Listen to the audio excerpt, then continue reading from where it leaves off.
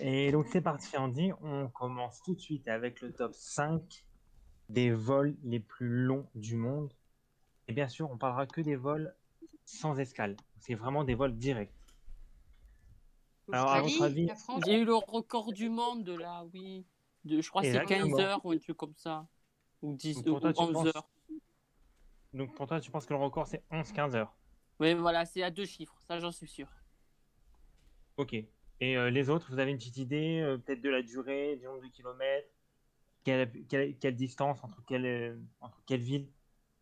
Ah, moi, je vais dire plus. Je vais dire 18 heures pour aller à Dubaï, enfin non, des États-Unis, l'Australie, un truc dans le genre.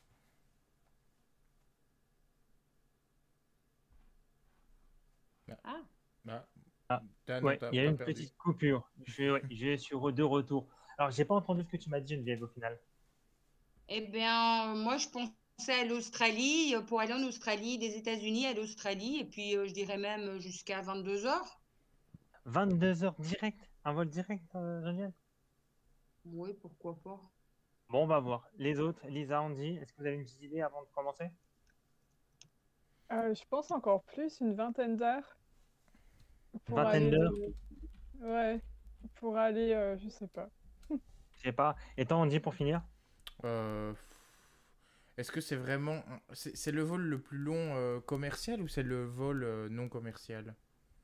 Non, Mais non, au non, moins, c'est un vol. 15 000 kilomètres, quoi, un truc dans le genre, traverser un tiers Oui, voilà, ça, du c'est un globe. vol pour touristes, hein. C'est des gens comme toi Ah, et pour moi, on peut touriste. prendre ce Donc, vol. ouais, commercial, quoi, ok. Donc, ouais, je dirais, à mon avis, ça doit être aux alentours de 15 Ouais, 000 ouais, 15-20 kilomètres. heures. Donc, Ouais, 15 000 ouais, kilomètres? je dirais 15 000 kilomètres et je ouais. dirais, allez, aux alentours de... Une vingtaine d'heures. ouais, une petite vingtaine d'heures. Je dirais, ouais, 19 heures, allez. 19 heures. Ok, bon, Bon, bon, on c'est se parti. rapproche de 24 heures quand même, c'est ouf cette histoire, hein. Ah non, mais c'est clair, parce qu'il faut rester dans un avion sur un siège pendant tant d'heures quand même, hein. Ouais. Alors, en C'est pas cinquième position. dérangeant, hein.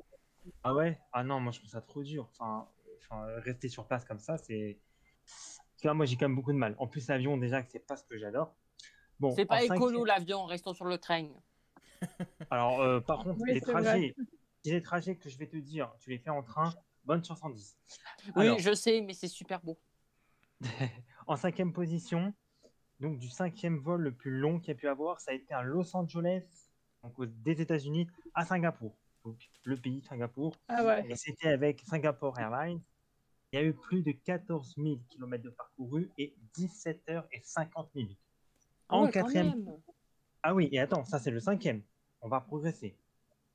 Quatrième position, donc le départ était de Auckland en Nouvelle-Zélande et atterrissage à Dubaï, aux Émirats Arabes Unis, avec comme compagnie les Emirates. Ça a mis plus de 14 100 km. Et par contre, en termes de durée, et c'était un petit peu moins long, ça a duré 17h10.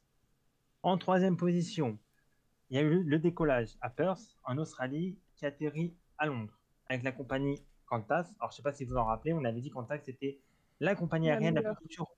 Exactement, la Ah plus chère oui. au monde. Et donc, pendant ce vol, ça a fait près de 14 500 km et 17 heures et 45 minutes. Oh En là numéro là. 2, progresse encore. En numéro 2, donc ça a fait décollage de Auckland, toujours en Nouvelle-Zélande, atterrissage à Doha, au Qatar, avec la compagnie Qatar Airways. Là, c'était plus de 14 500 km pour 18 heures et 5 minutes de vol. Non, On mais finit avec. Oui, Indice. ça fait beaucoup, ouais. Eh ben, on finit avec donc le trajet le plus long que j'ai jamais eu, qui a décollé de New York, qui a atterri à Singapour, et c'est une nouvelle fois Singapore Airlines. Et là, donc, c'était plus de 15 000 km avec Ouais. 18 heures et 40 minutes. Et si je me trompe pas, Andy, je crois que C'est- c'était toi qui étais le plus Ah proche. ouais, j'avais dit 19 heures. Ah ouais. Bah, En plus, moi, j'avais j'hésitais dit entre 20 19 et heures. 18, en vrai. Ah ouais. Ça fait non, mais en plus, je crois que tu m'avais même dit à peu près 15 000 km, non, aussi. Ouais, Même en ouais, termes Mais j'avais de dit moi, 15 kilomètres. 000. Ouais. 10 Mais 000, ça, 15 000, c'est connu que 15 000, je pense que c'est le maximum à faire. Voilà, j'avais dit entendu. C'est vrai qu'après, enfin, après de ça, après, il faut quand même qu'il y ait l'essence. Enfin, c'est... Bon. Mais c'est surtout humain quand même rester pendant près de 20 heures en l'air comme ça. Faut le faire. Ouais. Ouais. Et même, c'est vrai que même pour les pilotes, rester concentrés. Alors, ils sont pas seuls, bien sûr. Je pense qu'ils sont au moins deux. Alors, peut-être dans un vol comme ça. Non, je pense pas qu'ils sont quand même plus de deux. Mais même à deux, être concentré comme ça autant d'heures, franchement, c'est... Bon, on poursuit avec l'autre top 5 qui est le top 5 de la répartition des bénéficiaires sur la vente d'un livre. Alors, je sais pas si ma phrase est claire. J'ai pas compris. Emmanuel Schmitt, Amélie Nothomb en Belgique. Alors non. Alors, je vais Non, c'est refaire. pas ça. C'est pas ça. En J'ai pas fait, c'est compris. comment les bénéfices que peut procurer un livre, comment ces bénéfices-là sont répartis. Vu qu'il y a plusieurs acteurs au moment de vendre un livre, Bah, la forcément... librairie. Ah oui, voilà, oui. Exactement. L'auteur reçoit autant de Et- pourcents par Exactement. rapport à... Voilà. Il en reçoit pas Donc voilà, on beaucoup. y est. Donc là, on La va faire... librairie. Oui, vas-y, on dit. Dis-moi ce que Bah, toi tu penses qui touche le plus. un qui touche le plus, normalement, ça devrait être l'auteur, normalement. Normalement, l'auteur. Après, il y a Ok. l'éditorialiste aussi, quand même. Et la Ouais. librairie. Moi, je vois que c'est trois. Ok. Geneviève, tu voulais me dire à peu près ton... Tu penses qui gagne le plus sur un livre? Oui, moi j'aurais tendance à dire que l'auteur gagne peut-être moins que l'éditeur, parce qu'il y a aussi le producteur. Donc en fait, je pense qu'ils doivent pas, les salaires d'un auteur, ils doivent pas gagner grand-chose, je pense. Ils doivent avoir 6 ou 7 ou 8%, quelque chose comme ça, malheureusement. Moi, c'est ce que je dirais. Mais il Ouais. doit avoir moins de 10% pour l'auteur.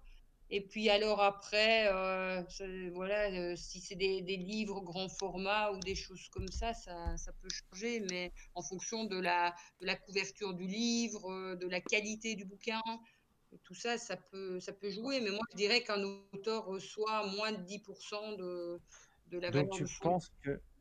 tu penses que l'auteur dans ce classement serait le dernier. Finalement, ce serait celui qui touche le moins. Je ne sais pas s'il est le dernier, mais en tout cas, il doit avoir moins de 10%. Ça j'en suis sûre. Ok. Parce que moi, j'ai Lisa, écrit un bouquin un jour et j'ai rien. ah Moi, oui, je pense que c'est l'imprimeur le dernier. l'imprimeur le dernier. Ok. Et l'auteur, toi, tu le classerais comment? Parmi le début, milieu, fin? Avant-dernier. Avant-dernier. Avant-dernier. Ok. Ok. Et pour finir, on dit... Moi, je pense que c'est la maison d'édition qui touche le plus. Parce que c'est eux qui produisent, hein, entre guillemets.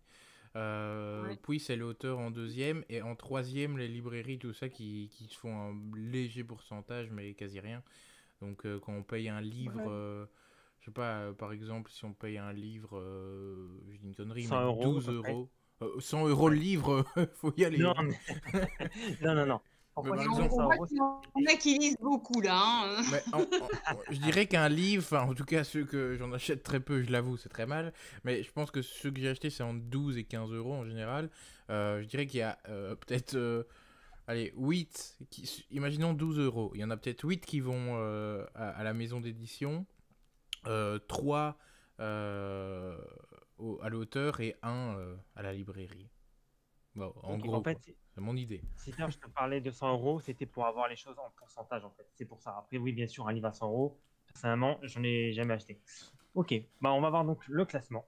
En numéro 5, donc celui qui touche le moins sur un livre, avec 8% des bénéfices.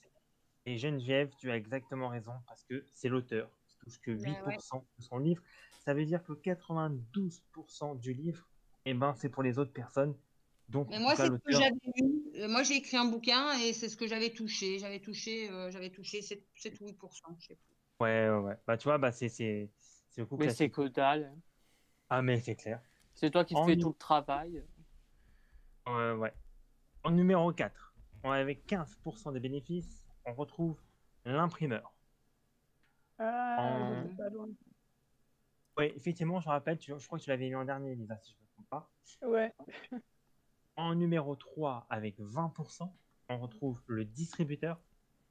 Alors, distributeur, je ne sais pas trop quel rôle il joue là-dedans. C'est pas la Nu- poste ou un truc comme ça? La poste? Non. Non, parce qu'en plus, ça, un livre, tu peux l'acheter enfin, dans une librairie physique et tout. Enfin. Oui, mais il faut bien qu'il soit livré. Ouais, mais bon, en tout cas, je pense pas que ça rentre là-dedans quand il parle de distribution. En numéro 2, on retrouve l'éditeur avec 21%. Et donc, celui qui touche le plus sur un livre avec 36%, le plus d'un tiers du livre, c'est la librairie. C'est le libraire qui touche le plus. Et après, il ne faut pas oublier, c'est que le libraire, il a peut-être des salariés à payer. Il a aussi ses charges à payer, l'électricité de la boutique. Donc, il a aussi pas mal de dépenses derrière. Donc, au final, franchement, pour gagner de l'argent avec un livre, il faut être costaud. T'as pas une grosse marge sur les livres. Hein. Ah, mais non, c'est clair. Il faut vraiment en vendre beaucoup. Dan, j'ai une petite question sur ces chiffres. Ils datent de quand? Parce que maintenant, j'ai l'impression que ça s'est un peu inversé. Alors, grâce ou à cause d'Internet, parce que maintenant, c'est ce qui se passe. Malheureusement, les petites librairies, elles ferment de plus en plus. Les librairies où vont vraiment des vrais livres. Parce que justement, acheter des livres sur Internet coûte maintenant beaucoup moins cher. Parce que, par exemple, sur Amazon ou quoi, attention, je fais pas la pub d'Amazon, mais les livres sont beaucoup moins chers qu'en librairie. Et donc, les gens, un livre, autant le commander qu'aller le chercher, ça sera le même. Pour info, les livres sont moins chers en France qu'en Belgique. En Belgique, nos livres sont très chers. Mais les livres, ils valent pas si cher que ça. Vous prenez des livres de poche, vous les avez à 2 euros. Oui. Non, en fait, le truc, c'est qu'en France, le livre, je crois, c'est quand même très encadré parce que même le prix, je crois qu'il y a un minimum de prix qui peut pas aller en dessous et tout. Enfin, mais vraiment, ils sont bas les prix. Même un énorme bouquin de 1600 pages, vous l'avez que pour 15 euros.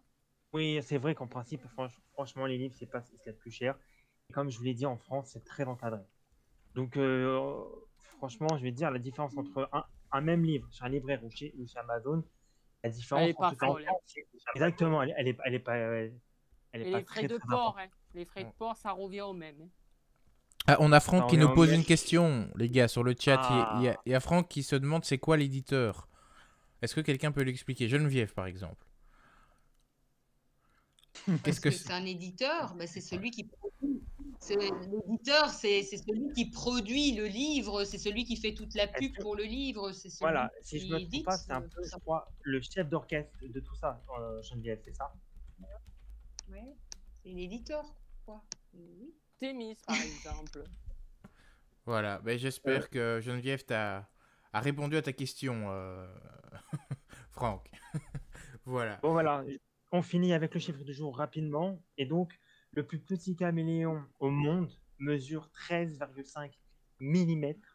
Ça veut dire qu'il tient sur un pouce et c'est un caméléon africain qui vient de Madagascar. Voilà, on dit pour aujourd'hui.